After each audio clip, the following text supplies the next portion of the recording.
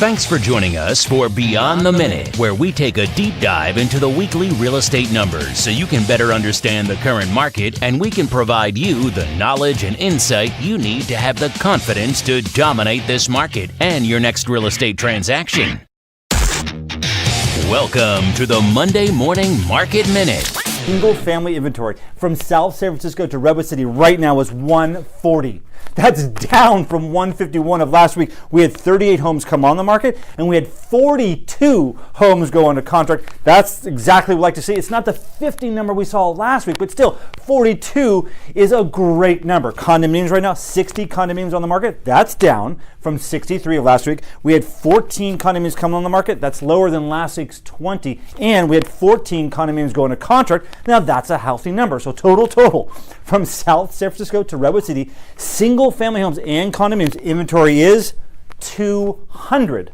Now that you've heard the numbers, let's discuss what they mean. And now, your hosts, with over 60 years of local Bay Area experience and hundreds of millions of dollars of closed real estate transactions, Timothy and Dan Gilmartin.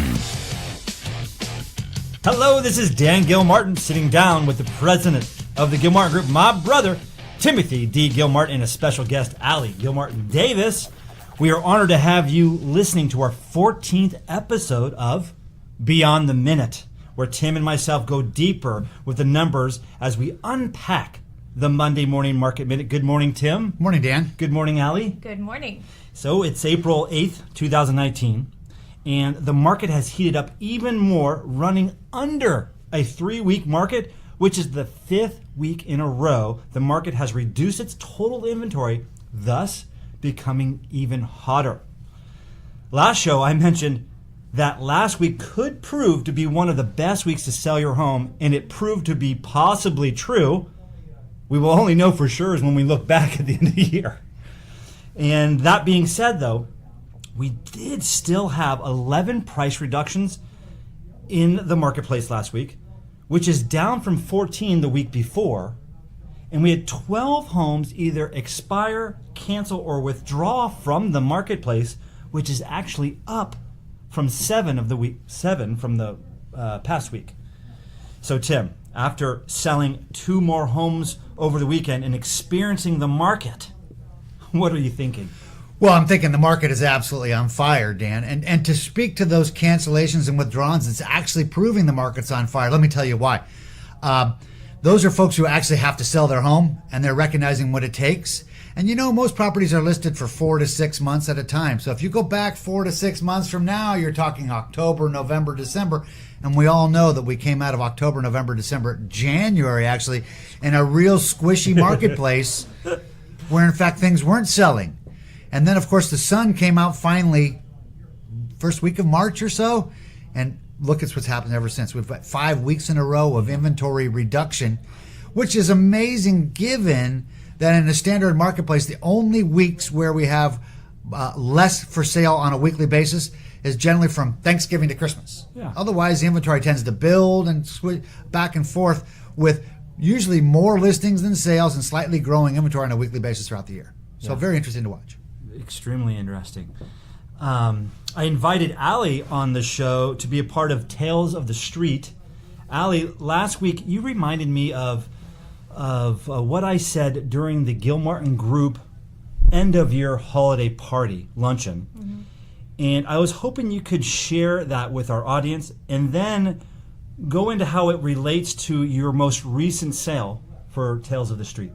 So at our party, I can vividly remember you saying that we have a huge opportunity in 2019 to do great things for our clients on both sides. And the two things were we have an opportunity to help our clients buy a home for less than the home's been asked for, and to then turn around and sell their home for more than asking.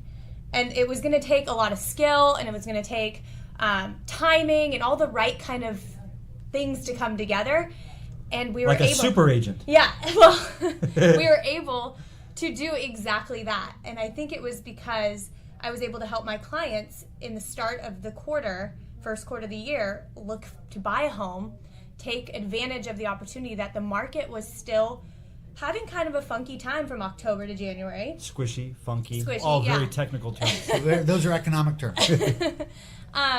And we were able to help them purchase a home in Burlingame, a home that had been sitting, tenant occupied, kind of had all the right problems, and get it for under asking. So let me stop you there. I'm Yeah. sorry. So you said all the right problems.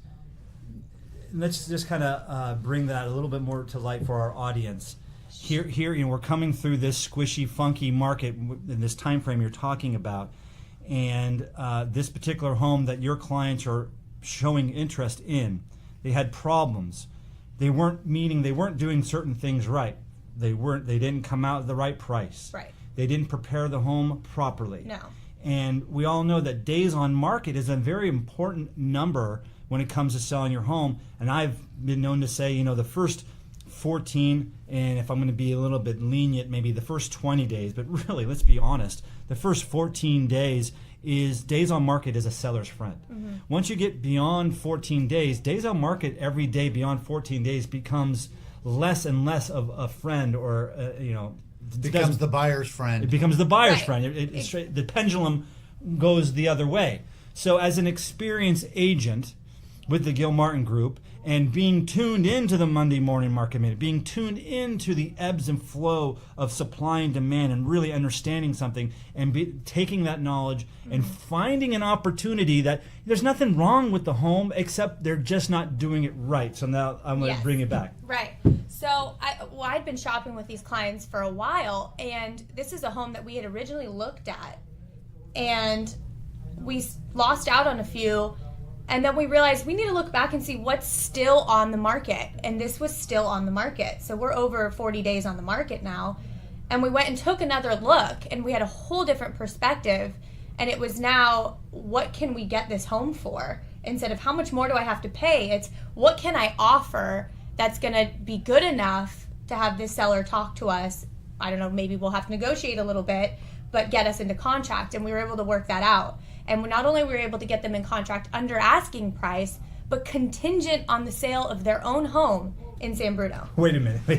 Well, so now let me jump in here for a second, because this goes specifically to that point that we've made the last few weeks, which is like these price reductions, like these cancels. The homes that are for sale are either the 35 or whatever that were listed last week, are all the homes that didn't sell. Mm-hmm. And all those homes that didn't sell are available to be negotiated on. Mm-hmm. The problem is most of the buyers, the reason they're not selling now is because the energy on the property went away, and only one or two buyers look at it every week. And so then now we have to go find those people, which is called reduce my price, cancel, withdraw, relist with somebody else to get my home sold, right? So as a skilled agent really this is about agency at this point in time, where in fact we're looking at things that are for sale and negotiating to buy something, while then putting the home on the market, which I know is the rest of your story here, to correctly to get the energy that you had this past weekend on their home for sale, right. which was terrific. So remember, those that are for sale are the ones that didn't sell. Mm-hmm. And those are the ones the market should know are the ones they can actually go negotiate on. And that's how you can buy something for less, and then if you've done correctly, sell yours for more. Well, I just heard, though, even more of super agent. Not only did she write an offer and negotiate under the asking price, she even did it with a contingent subject to the sale of the buyer's property. And that's very normal out in the other markets. That's so normal. You don't find that here in our market. Well, not when there's 10 or 20 or however many offers on a house. You don't get to do that. But when there's no offers on the house, that's where agency comes in, right? Where we're actually able to help somebody get it done. So now we really get into tales of the street. Mm-hmm. Here we are, same clients now. Tell the audience, tell the story to the audience, the ladder of the story of tales of the street. So we got into contract, and now we have to sell their home. So we have a short time period to get a house prepared for the market and do everything the right way so we can get them the most money, because we need every dollar. And what was the right way? Did the people move out? They did. Unbelievably, they were almost the perfect ideal client. Super agent, perfect client. Yeah, they combination. It was literally, couldn't have asked for something better. They're a young family. They have 3 little girls. Luckily, they have local family here in the area in Burlingame. They said, no, we want to do this the right way. We want to move out We want it vacant. We want it as easy for you to show as possible. We want to stage it. I mean, they saw exactly what not to do. Right, exactly. Yeah, and we looked at enough homes that they had known the value of what it takes to put a home on the market the right way. And they moved in with their parents. God bless them. I got to get something for her parents because this has just been the whole family coming together on this. We staged it within 2 weeks, touch-up paint. What did you do? So you painted? We painted, we window washed, we... Floors? No, they didn't need floors. They didn't need floors. Right. They had just finished a master Right. suite edition, so it showed beautifully. You prepared the home to show Staged it. perfectly. Yeah, everything so that it was ready within less than 2 weeks from the moment we got into contract. And we were able to hit the market at almost the perfect time. It was the most beautiful weekend. There was only one other new home for sale in San Bruno that weekend, which happened to be our other listing, which was exciting because we got to ping pong people back and forth.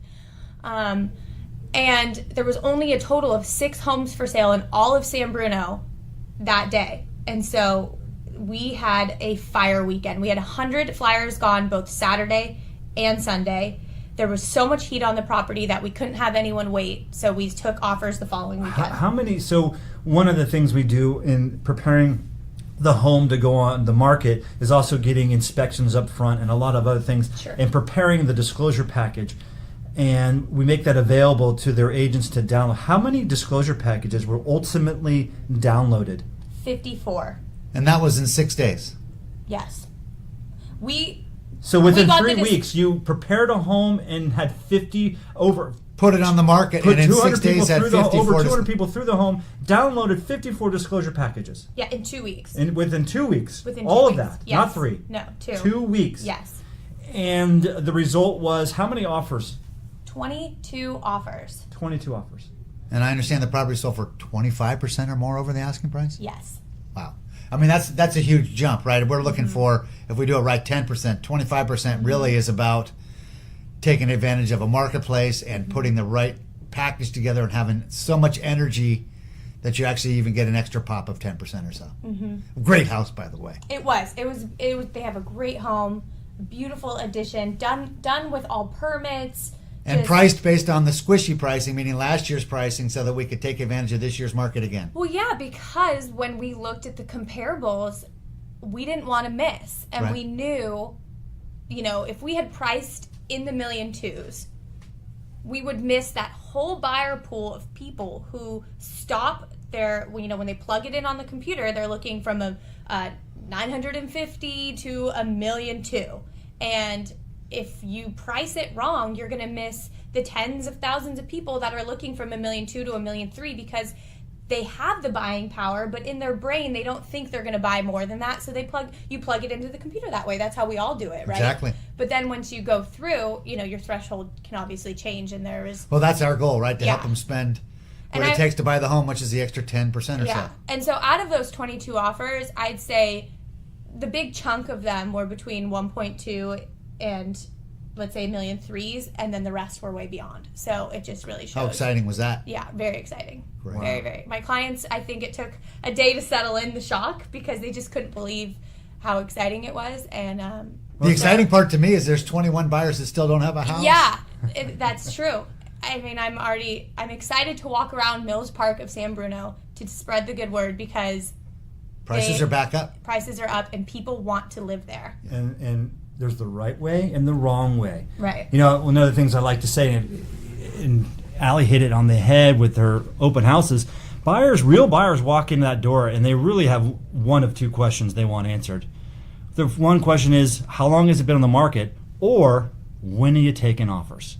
And when you do it the And way... they actually ask those in the one order or the other. It's the order they ask them, and that counts as much as anything, Yeah, right? exactly Because if my it's an point. exciting house, it's not how long, it's No, when. they won't even ask the first And question. if it's not an exciting house, it's how long. It's because Right. they really don't want the house. Right, right. And so Allie generated when he taken offers. Right, right. Well, I tell you, I stopped at that open house at 3:45 after 3.5 hours of it being on the market, and there was 5 families in the house that Sunday that I stopped by. It was an exciting house.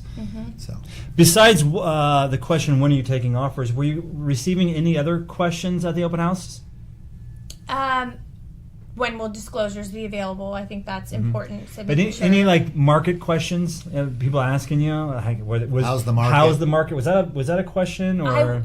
I would say if it were 2 weeks before that would have been a question. But I wasn't. People were so enthralled and so excited and ecstatic to get into a home. You could just feel that people were wanting to buy a home. It wasn't the defense. It wasn't how am I gonna negotiate on this. There's no question we live in an exciting area, right? I mean, this home is 4 blocks from YouTube HQ, right? And YouTube's got a huge plan to add way more square footage and way more employment. Walmart, by the way, has their local headquarters 2 blocks away as well. In other words, it's an exciting location that's really just exploded. But let's be clear, right? It went through its squishy marketplace. Prices actually dropped off 10% and now just picked up 10%. So, very exciting. Very, very exciting. By the way, the other house in San Bruno that we had also sold with multiple offers.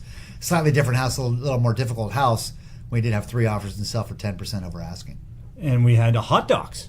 We did have hot dogs and popcorn. That was fun. That was a great day. Our picnic, I think, helped feed your open house as well. It did. When you have 2 open in the same neighborhood and you get to send them back, because they weren't really competing homes. They were quite different homes in size and price and all that. But people were really going back and forth, and it was, I think, great for us as a agency to be able to do that and represent the town that way. Bottom line, the where market. we're rooted deep down in San Bruno. Yeah, exactly. So the market, though, is certainly on fire in San Bruno at the moment. So, Tim, we're going to wrap things up here. Really good show. But before we do, where do we go from here? Well, I think it's, frankly, still day by day. I wouldn't get overconfident in the marketplace in that you still have to do it right to get it done best for you. So, as Allie just pointed out, we're still seeing homes that have been for sale for the last 4 months that haven't sold, that are available to be negotiated on. I listed one last week at 10% below the previous asking price that was for sale last year. Will be on in a couple weeks. Our expectation is that, if we get our pricing back the way we priced it last year at this time, we're going to get the result this year that we got last year, which is a big jump in pricing. And we're getting back to last year's peak. And it was quite interesting to see that, the market average had peaked out at $1,120 a foot and dropped all the way back down to $913 if you look at the real numbers. That's quite a change. It's just a short window of time, right? But we're headed right back at that $1,100 a foot and more pricing. Or your house, I think, sold for even over $1,100, $1,200 a foot probably. So I think you still have to do it right. You still have to pay attention to doing it right, but doing it right can get a real bonus right now. Absolutely. And buyers, there's a chance to buy, quite frankly, because there's still a lot of property still stuck in that squishy, I don't know what to do marketplace. Yeah, don't forget to look back at what's sitting. Yeah, those that have been for sale for 30 days are, what I used to call the trash heap, or, the stuff that hasn't sold yet. That's where the deals are. Allie, your website, allie.thegilmartins.com. So if anyone, after listening to Allie, would like to reach out to Allie, certainly we welcome you to do that. You obviously can always come back and speak with Tim and myself. What people may or already do know is that when you hire the Gilmartin Group, you're really hiring all of us. You're hiring Allie, you're hiring the whole team, you're hiring Tim, myself. But, we have lots of experience with Bill and Tim and myself and Maureen. And then, even the young youth of the Alleys of the world and the Katies of the world. So, the whole spectrum is a very exciting place to be at. So please continue to feel free to reach out to us. And again, you can always reach Allie at allie.thegilmartins.com. That's her personal website.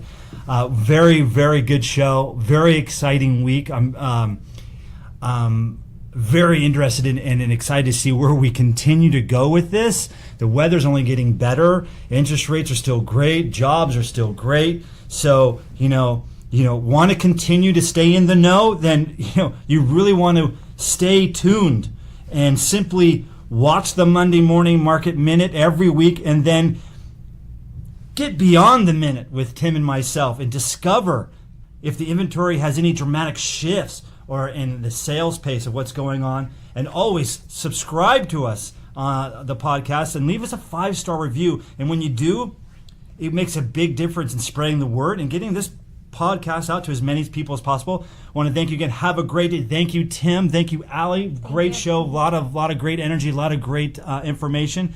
And we look forward to speaking with you guys next week. Thanks, Dan. Don't forget to pay your property taxes this week. Oh, Yes. Alert! Beyond the minute alert! My expectation is that actually does affect the marketplace slightly this week. Good point. Well, we're going to have to be able to talk about that next week. Thank you, Allie. Thank you. All right, we'll talk to you next week. Thanks, Dan.